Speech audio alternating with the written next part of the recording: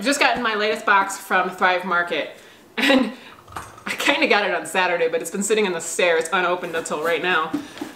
Partly because I wanted to show you guys, and partly because I was being lazy over the weekend. But here we go.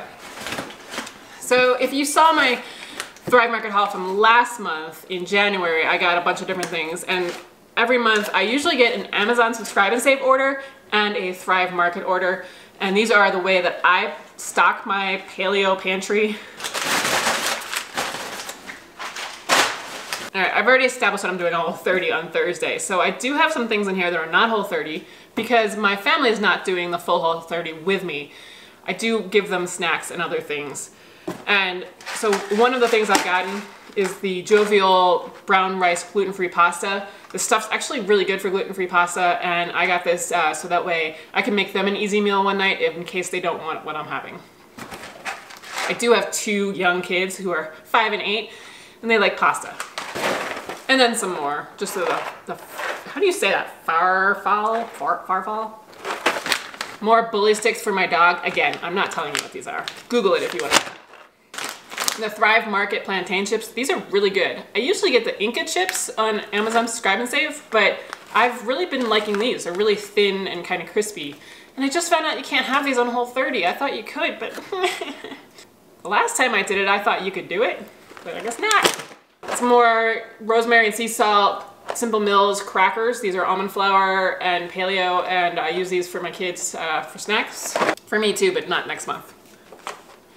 And then some of the Simple Mills artisan bread almond flour bread mix. This stuff makes fantastic dinner rolls. They're really good, especially after you've put them under the broiler and they get a little brown. More Fatworks duck fat. This is really good for frying potatoes in.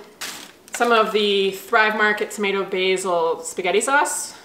I think this might be Whole30 because I don't see any sugar in the ingredients, but I have to check further. These are Artisanal coconut butter packets, little individual packets. And I like these especially during a Whole30 because the coconut butter, I love having coconut butter after a meal because you get that sweet tooth sometimes after a meal, and you can't have sweets on a Whole30, but this is nice and sweet.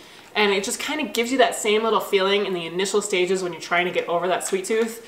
And so I'll take these, and because they're really high in fat as well, I'll take these with me, put them in my purse, so that way if I crave something sweet, I can have one of these, or if I need a snack, it's a good burst of like fat to just kind of help get you through. Some more Nutiva chia seeds. We use these for chia seed pudding a lot. Epic pork rinds. These are so good. I have to find out if they are Whole30 or not. I think they used to be, but maybe not. I don't know.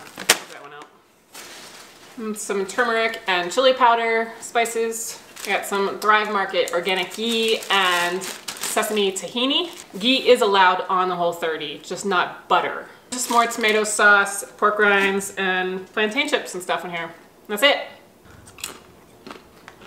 And remember, you can get 20% off your first 3 orders with Thrive Market if you're a new customer and you use my affiliate link below. Ever since I announced that I was doing a Whole30 to try to get rid of this Hashimoto's flare and the symptoms that I'm experiencing, I've gotten a lot of questions of why I'm doing a Whole30 versus Autoimmune Paleo, or AIP, which is what I use to get rid of Hashimoto's in the first place. And when I say get rid of Hashimoto's, I mean put it into remission. You can't truly get rid of it. There is no cure.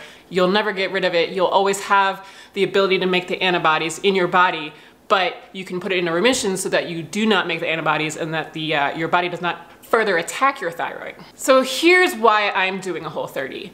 I really think that Autoimmune Paleo is an amazing diet, and it is the diet that I used to initially put my Hashimoto's into remission, and I think it's fantastic for doing so.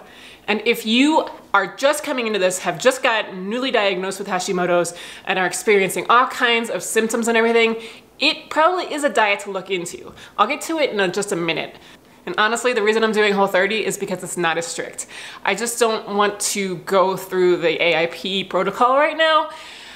I like coffee and eggs too much right now. If it comes down to it, I will go and I will do AIP because I think it works that well. But it's like a stair-step kind of thing where I'm gonna start right here and then I'm gonna go to Whole30 and see if it helps. And if it helps, then great.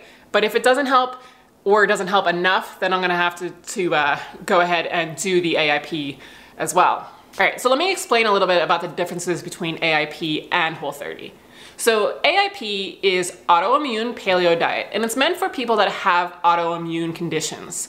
And it removes most of the inflammatory foods, or foods that people find inflame their body. The whole idea with AIP is to fight the inflammation and to basically quell it so that the fire is gone and your body can fully heal. You have to remove a lot of different foods so that way your body can do this. And then once you feel great, then you can start to add in foods again in an elimination diet kind of style.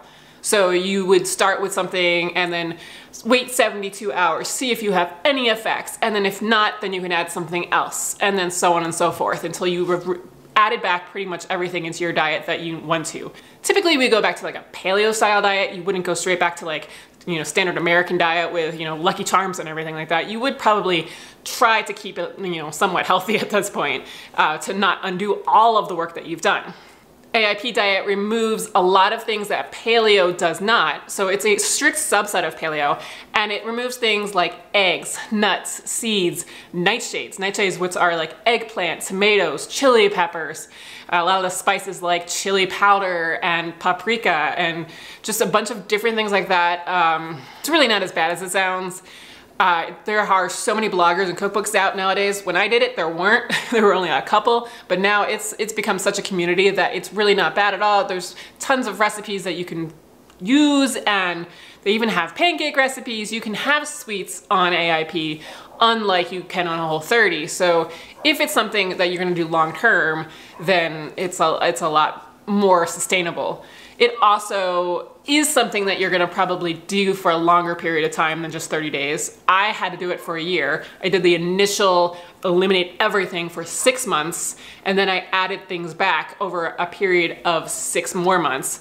And paprika, like I think I've mentioned this several times before, but like I was depressed every single time I had paprika. It was the weirdest thing. I would just eat it, trying to introduce it, and then I would like literally be like, you know, just down and depressed.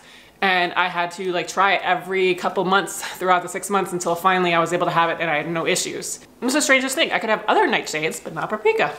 So like I said, if you are coming into Hashimoto's just being diagnosed and you are feeling terrible, AIP is definitely something to look into because it's probably gonna take a little bit longer than 30 days for you to really feel the effects and to get the full like quelling of all the inflammation and damage that your body has been through. I look more at Whole30 as something where it's like, okay, if you've never been on any sort of restricted diet, so you're coming straight from standard American diet and, you know, Lucky Charms and pizza and everything like that are normal parts of your diet, a Whole30 is a good way to start because it does give you a short introduction to this. It's not going to completely put you out of your misery, basically. It's going to help, but I would recommend looking at after the 30 days going on to something longer term, but it is a good introduction. And I think it's a great way to help with flares. So like what I'm using for, I put my hashies into remission using AIP. I've been mainly paleo for the last couple of years. I've done Whole30 a couple times to get it into remission. And if I've gotten gluten, I would do AIP for a month because it really kind of like that just stimulates all of the immune response inside of me for 3 months. So I'm just trying to quell that as much as possible, as quickly as possible. So I will go on to AIP for that. But just in terms of regular Hashimoto's flares, Whole30 or even a strict paleo effort really does seem to help. But like I said last week, I need to do this Whole30 because I'm getting the sugar demons again and eating too much sugar and sweet things. Even if they're paleo, they're still not good for me. So if you're coming into this with a brand new Hashimoto's diagnosis, or if you've been struggling with it for a while and have learned that you want to use diet for it, maybe do this Whole30 with us in March and see how you feel. And then keep in the back of your mind doing autoimmune paleo after that if you still are suffering from symptoms or if you haven't gotten into remission. Then maybe AIP is the answer for you for a little bit longer term to really get the inflammation down and find out if there are additional foods that are causing you issues. And remember, those additional foods probably won't cause you issues forever.